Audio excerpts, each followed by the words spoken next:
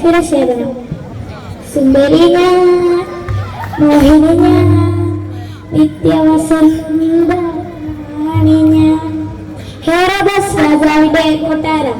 രാജാവിന്റെ പിറന്നാൾ ആഘോഷത്തോട് അനുബന്ധിച്ച് നടക്കുന്ന വിരുന്നു സൽക്കാരത്തിൽ സലോമിയുടെ നൃത്തത്തിന്റെ അവസാന ഭാഗത്തോടുകൂടി ഇവിടെ തുടങ്ങുന്നു. താരമരികെ പിരിയും ചിരി.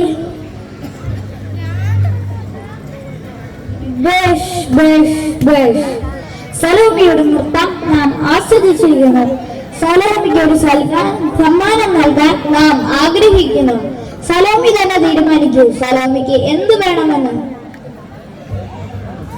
എനിക്ക് മടിക്കേണ്ട. എന്റെ രാജ്യത്തെ പകുതി ചോദിച്ചാലും നാം തരാൻ തയ്യാറാണ്.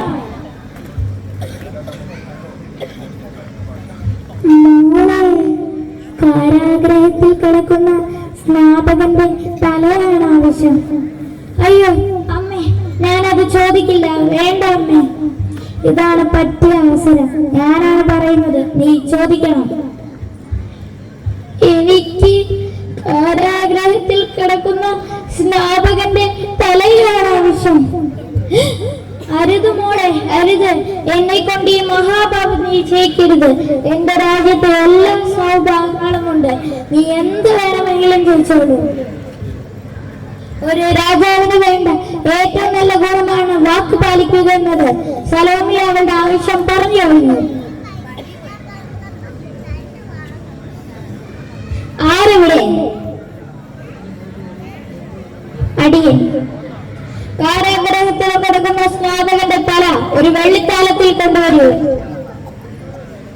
ഉത്തരവ്.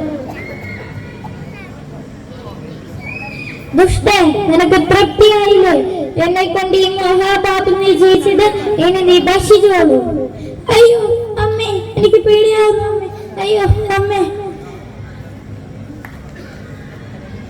വന്നിരിക്കുന്നു ഒരു പ്രവാചകൻ. വന്നിരിക്കുന്നു ഒരു സ്നാപകൻ.